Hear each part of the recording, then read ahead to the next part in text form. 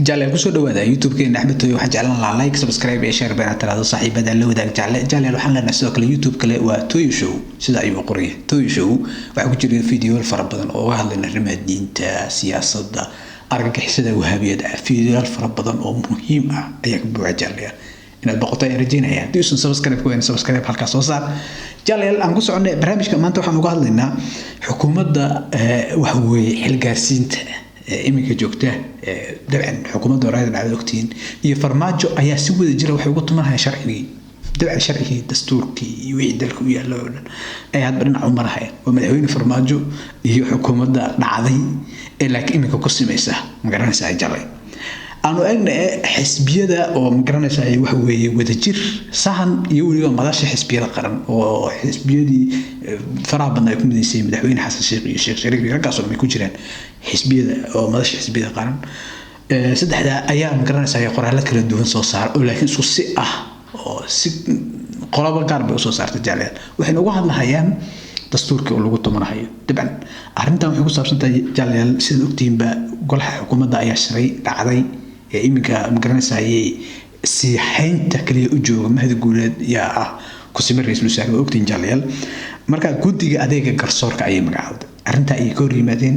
waxay leeyihiin wax soconaya ma wax ka jira habeeraatay labaanka iyagoo eegahaya qodobka 97 iyo 103 ee dastuurka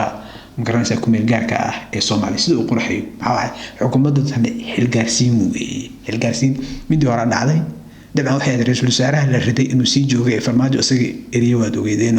dhaqso keenay ninkan ku simaha marka xukuumad xilgaarsiisneed guddiga ma magacaabi karayso hawl maalmeed kaliya ay qaban karaysaa ayaa ajandaha ku yaala dastuurka oo guddiga ma magacaabi karayso garanaysaa marka iminka waxaa halkan ka muuqda in guddiga magacaawday guddiga adeega garsoorka iyo batroolka marka waa la isku isticmaalay wax ka jira habeeraatay lama arko maxaa waay awood ay wax ku magacaawdo magaranaysaa xukuumadda tan iminka joogtay oo xil gaarsiin hawsheeda ay tahay ma jirto ayaa leeyahay marka arrintaas aad baa lagu eedeynaya dowladda federaalka ee Soomaaliya waxaan gadaal ka riixayaa leeyahay madaxweyne farmaajo oo guddiga fara badan oo dana kala leeyahay iyo waxyaabahaas oo dhan ku qabsanay dabcan xukuumadda xilgaarsiisneed waa macsharadeed in shaqo maalmeedka ay qabato wasaaradaha ammaanka wasaaradaha shaqeynaya wasaaradaha loo baahan yahay aan laga maarmayn inta madaxweynuhu ka fikirayo ra'iisul wasaaraha dambe imaanayo iyo xukuumadda la soo magacaabayo intaba in magaranaysaa shaqada sii wadaan laakiin waxaan dareemaynaa ninkan iminka uu farmaajo soo magacaabay oo mahad guuleed la yiraahdo oo uu ku simir ra'iisul wasaare oo ahaa khayre inuu dafdaf u shaqeynayo dekada soo booqanayo Soomaaliya oo ku jira soo saxiixiya galay guddiyo fara badan soo magacaab xoogaya joogtada hataa si soo magacaab oo magaras marka waxyaabo fara badan isku daba magacaabay oo wasiirada oo magaranaysaa dawladda waxyaabo barbanaana oo magaranaysaa waliba dad shaqaalaha marka shaqeynayay oo ku sameeyaan inay si joogan ay ahayd la eriyay magaranaysaa waxa cusub oo jaaliyada toddobaadkii la soo dhaafay gudaheeda in magaranaysaa laba qof magaranaysaa la eriyay oo magaranaysaa wax weey la keenay mid kale meesha laga saaray magaranaysaa dhaxsal loo magacaabo mid baa la magacaabo wal eri mid kale magacaabo hadana uu jooga marka waa ra'iisul wasaaraha ku simaha ah ma ra'iisul wasaare rasmi ah baarlamaanka kama haysto aqoonsi iyo magaranaysaa aqlabiyadii cod looma qaadin marka baarlamaanka kalsoonidiisa maadaama uu saysan waxa magacaabi karaysa xukuumaddaas hawl maalmeedka kaliya ayay sii wada karaysaa dastuurkaas oo jaalay anigu oran maayo marka xisbiyada madasha xisbiyada qaran xisbiyo badan ku mideysan yihiin oo rag aan ka xusan karayna ay ku mideysan madaxweynaha hore Soomaaliya Xasan Sheekh Maxamuud madaxweynaha hore Sheekh Shariif Sheekh Ahmed iyo waliba rag kale siyaasiyiin xildhibaanaha mas'uuliyiin iyo xisbiga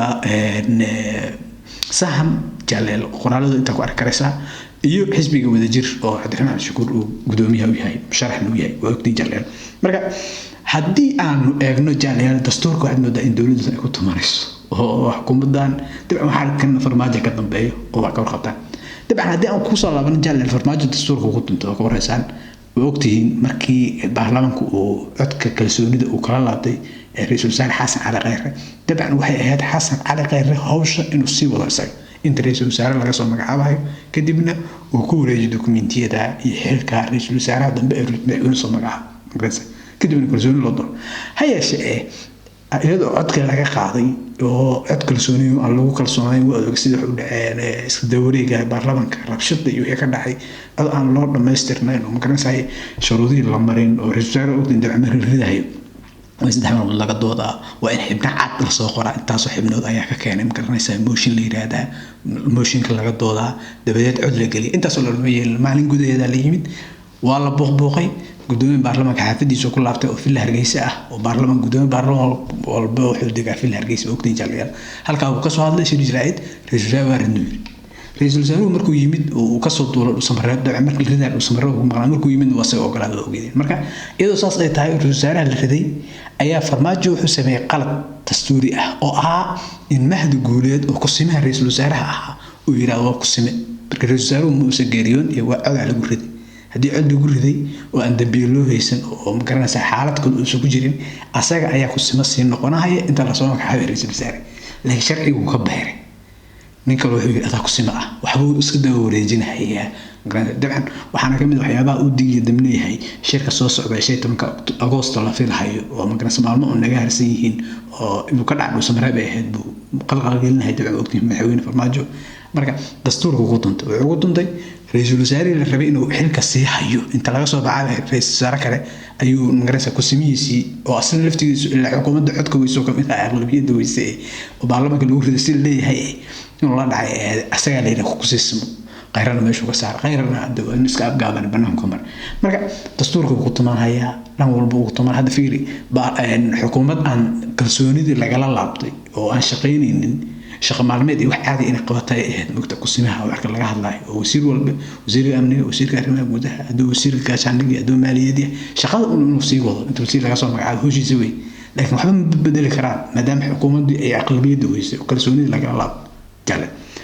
مركب دستورك وقت منها فرماجة مركب ليه سيدا هو يعني طبعا وانا استعاديس فرماجة إن دستورك وقت انتو وقتين دور جرب وحط بسيطة دونا كياري هذا مركب قارود وكذا حتى الرئيس الوزراء هو حكومة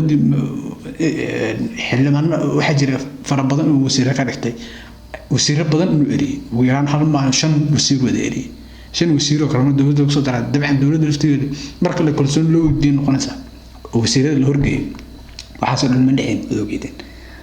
حبنا فربضان حبنا حتى غير وسيرة بقولك يزديت واحد كل سنة بعرف كم يسيس بركي رج ومقعد ما أنت ورئيس الوزراء نقض كوالتك وسير كريمة دبدة وسير كريمة جودها ما بتري كرينا وسيرة دي ولمبا وسير عشان ليك مدول بابا ما شو خبح هذا وجدين جالي مركا دولة تنسيد على الصميم سنتاي شرعي أي هاد بن عمرسة تبع عن حصول جالي المحورين فرماجو حاد جودة لا هي إنه هرا السنة دي بر laba sano ayuu mar hore ku dhaganaa iminka hoos buu soo degay sanad iyo bar hal ay u dar ayuu leeyahay sababta loo riday ra'iisul wasaare Xasan Cali Khayro meesha looga saarna qayb ka ah in madaxweynuhu uu magarasa waqtiga ku rursado shirkad uu samreeyay isugu imaanayay oo balanta la dhigtay oo mujir garanaysa doorashooyinka looga hadlayay oo sida fiican u socdaan dhexdu ka jabshay oo baarlamaanka markuu soo laabtay hawsha kan uu galay ra'iisul wasaaraha la riday iminka uu ku mashquulsan ra'iisul wasaaraha soo dhisaya ra'iisul wasaarahaasina hayla shaqeeyo hal isiyo sanad iyo bar ayuu ku doodahaya laakiin madaxweynaha maamulka goboleedyada qaasatan madaxweynaha maamulka Jubbaland Axmed Madoobe iyo Puntland oo dani ah aad bay ugu dhagan yihiin yeelimeyno mana aqbalayno xil kororsi farmaajo loo sameeyo waxaan xusuusnaa jaalana waqtan waqtiga dani iyo gabagabo noqonaya Axmed Madoobe asal laftigiisu wato farmaajo 2 sano ayaan dawladdaas garanaysaa aqoonsan ayuu fiiriya 4 sano la doortay waqti fiican ay 2 sano la aqoonsan leeyahay marka ujeedkiisu uu yahay inuu meesha kala baxo labada maamul qaasatan Jubbaland ugu sii dhaarsan inuu meesha inta ka saaro qof u raaliga uu keeno marka jalal wax kale oo warhaysan dastuurka dhan walba farmaajo ugu tunto oo ogtiin baarlamaanka xibnaha ka ahada dhamaantood wuxuu kula doodayaa in magaranaysaa xildhibaano laga soo doortay bariga hore Kismaayo inay kuraasta la guuraan oo la tagaan ama kuraasta ay soo qaataan amar kansadaan waxaas ma ku shaqeynaya marka dastuurka iyo dhan walba magaranaysaa ugu tumaaya madaxweyne farmaajo jalal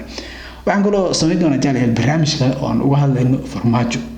oo rabab inuu isku sii kadin oo magaranaysaa iska majeerto oo iskaga raaxaysto doonayo tusaalooyin far badan oo soo qaataan oo ogeyn Ismaaciil Umar Geelle ka mid ah isagoo munaasabad kala qayb galaya magaranaysaa Djibouti dekad dhisay waatii uu lahaa wad ogeydeen Ismaaciil Umar Geelle uu jooga annagana ilaa 5 madaxweyne sii marayna tan iyo magaranaysaa berigii la sii dawladda carta magaranaysaa oo Wali Cabdiqaasim magaranaysaa Cabdullaahi Yuusuf Sheekh Shariif Xasan asaga shan ku ah shantaas aan marayna tan iyo 2000 Cabdiqaasim laga soo bilaabay ilaa asaga Ismaaciil Umar Geelle inuu joogo fiir dadka hortooda sida kale marka arintaas waxay muujinaysaa baa leeyahay ninka inuu xilka doonayo inuu sameeyo ka tagay inuu doonin markaas barnaamij gaar ah arintaas waa doona jaaliyal laakiin dawladda iminka sharciga ku tumanaysa dastuurka ku tumanaysa qaabka ayayna u dhaqmaysaa jaaliyal barnaamijkan oo si kooban aan uga hadlaynay dawladda federaalka ah xukuumadda magaranaysa ku simaysa xukuumadda soo socota magaranaysa jaaliyal sharciga ku tumanaysa oo guddiga magacawday oo xisbiyada ku yimaadeen iyo madaxweyne farmaajo dib aan sharciga hawshiisa lahayn waad ogtiin madaxweynaha fiiri waa ilaaliyaha dastuurka qaranka fiiri ilaaliyay way asagii had dhinac u qaadahay dib ama garakraysan qof iska liito madam uu yahay wax walba laga fili karaa jaaliyal barnaamijkan si kooban uga hadlaynay xukuumadda oo sharciga ku tumanaysa oo xukuumadda ku sumaysa xukuumadda soo socota la magacaabi doono jaaliyal la sugayo iyo madaxweyne farmaajo sharciga sidoo kale san ku tumanaya oo waxaad aragteen falay ayaa jaaliyal barnaamijkan ku soo qaadanay waxaan jeclaan lahaa YouTube-ka jaaliyal inaad subscribe tiraado gambalaalka u furo sidoo kale marka subscribe aad tiraado comments oo noogu sheeg adiga maxay kula tahay jaaliyal like ta kalmaam inta aan midda uga doono Axmed Tooyo waxaan leeyahay sida inay wadgeliyo jaaliyal